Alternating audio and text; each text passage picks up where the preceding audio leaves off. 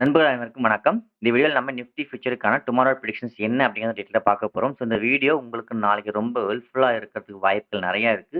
ஏன் அப்படின்னு பார்த்தீங்கன்னா, மார்க்கெட் அகைன் ஒண்ணு புல்ஸோட கண்ட்ரோலுக்கோ அல்லது பியர்ஸோட கண்ட்ரோலுக்கோ போகறதுக்கான எட்ஜ்ல மார்க்கெட் இப்ப ட்ரேட் ஆயிட்டு இருக்கு. ஸோ இந்த இடத்துல இருந்து மார்க்கெட் அகைன் பியர்ஸோட கண்ட்ரோலுக்கு போகுதா? அல்லது புல் கன்டின்யூ ஆக போகுதா? அப்படிங்கிறத நம்ம அனலைஸ் பண்ண போறோம். ஸோ வாங்க first day time frame check பண்ணுவோம். ஸோ ஏன் சொல்லியிருந்தேன்னா டைம்ல பேரிஸ் கவுண்டர் அட்டாக் விழுந்திருந்தது. ஸோ அதுக்கான டார்கெட் பார்த்தீங்கன்னா 21,700 ரீச் ஆகுறதுக்கு சான்சஸ் இருக்குன்னு நான் சொல்லியிருந்தேன். ஸோ நியரஸ்ட்டா பார்த்தீங்கன்னா 21,800க்கு ரீச் ஆயிட்டு மார்க்கெட் இப்போ புல் பேக் ஆயிட்டு இருக்கு. புல் பேக் கரெக்ஷனா அல்லது புல் மூவா? அப்படிங்கிறது ஒரு கொஸ்டின். ஸோ இந்த கொஸ்டினுக்கு நமக்கு இன்டர்டே டைம் ஃப்ரேம் ஆன்சர் பண்ணணும். அதுக்கு முன்னாடி ஸோ இந்த பேரிஸ் கவுண்டர் அட்டாக் எந்த அளவுக்கு ஒரு வொர்த்தபிளான விஷயம் அப்படிங்கிறது நீங்க என்ன ஃபாலோ பண்றவங்களுக்கு புரியும்னு நினைக்கிறேன். ஓகே. சம்டைம்ஸ் ஃபெயில்ட் ஆகலாம். பட் அந்த ஃபெயில்டு கேண்டில் ஒரு ஸ்மால் ரிஸ்க்ல தான் நமக்கு முடிய போகுது. ஸோ பெருசா எதுவும் கிடையாது. ஸோ இந்த இடத்துல நம்ம என்ட்ரி எடுத்திருந்தேன். உங்க எல்லாம் என்ன ஃபாலோ பண்ண எல்லாருக்குமே தெரியும்.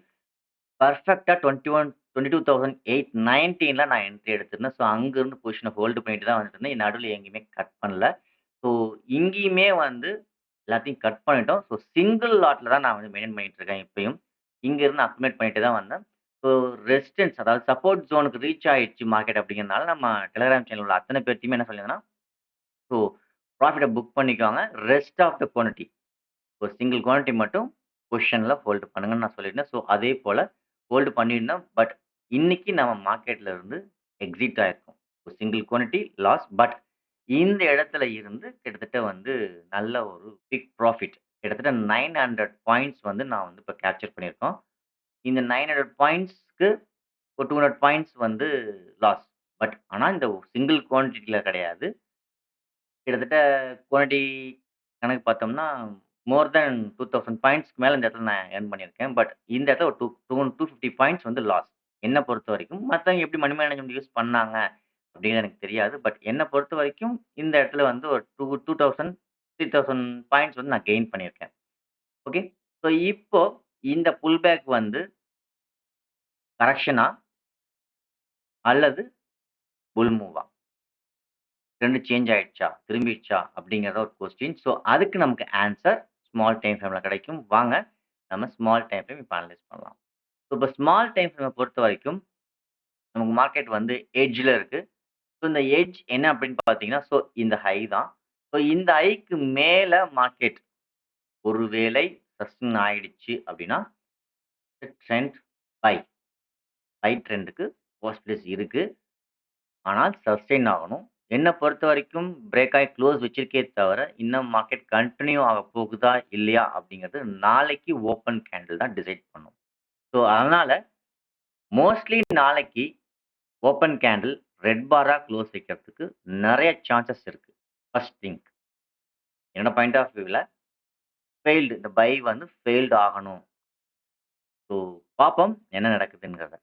ஸோ இந்த trend reversal small time frame வச்சு பார்க்குறப்போ டே டைம் ஃப்ரேம் அந்த 100 பாயிண்ட்ஸ் பெண்டிங்க விட்டுட்டு பை திரும்ப போகுதா? அப்படிங்கிற மாரி எட்ஜ் பாயிண்ட்க்கு வந்திருக்கு. ஸோ இந்த எட்ஜ்ல மார்க்கெட் இப்போ பை கன்டின்யூ ஆக போகுதா?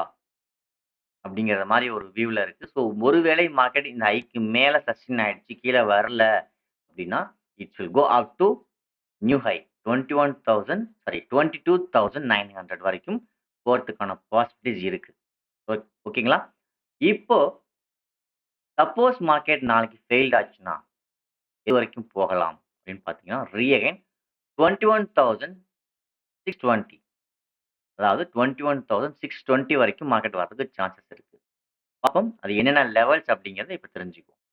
ஸோ ஃபர்ஸ்ட்டு லெவல்ஸ் அப்டேட் பண்ணிடுறேன். ஸோ பை போனா உங்களுக்கு கிட்டத்தட்ட வந்து 22,900 வரைக்கும் போகலாம். செல் கன்டின்யூ ஆச்சுன்னா உங்களுக்கு 21,620 இந்த ரேஞ்ச் வரைக்கும் வரதுக்கு சான்சஸ் நெறைய இருக்கு. ஸோ அது என்ன மாதிரி வேவ்ல, வியூவ்ல நமக்கு வந்து நடக்க வாய்ப்புகள் இருக்கு அப்படின்னு பார்ப்போம்.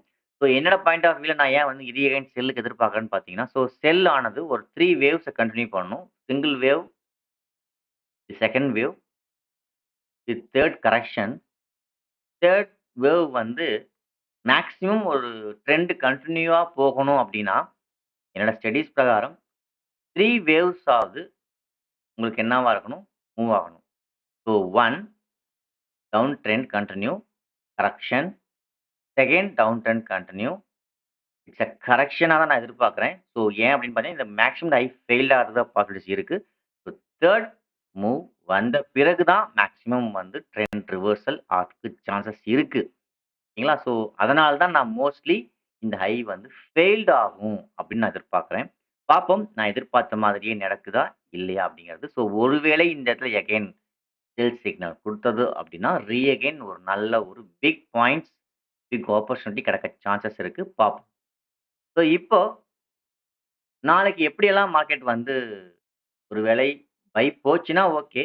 பை போகலன்னா, நம்ம வந்து செல் போறதுக்கான சான்சஸ் என்னென்ன இருக்கு அப்படிங்கிறத பார்ப்போம். இதுல நீங்க ஃபோக்கஸ் பண்ண வேண்டிய லெவல் ஃபர்ஸ்ட்டு நாளைக்கு இந்த yesterday high sorry today high இந்த ஹைய பிரேக் பண்ணி ரெட் பாரா க்ளோஸ் வச்சுச்சு அப்படின்னா, ஃபர்ஸ்ட் மினிட்ஸ் கேண்டில் ஃபெயில்ட் ஆச்சுனாலே, இட்ஸ் வில் டவுன் ஆகறதுக்கு நெறைய சான்சஸ் இருக்கு. அப் டூ 21,630 இந்த ரேஞ்ச் வரைக்கும் வரதுக்கு சான்சஸ் நெறைய இருக்கு.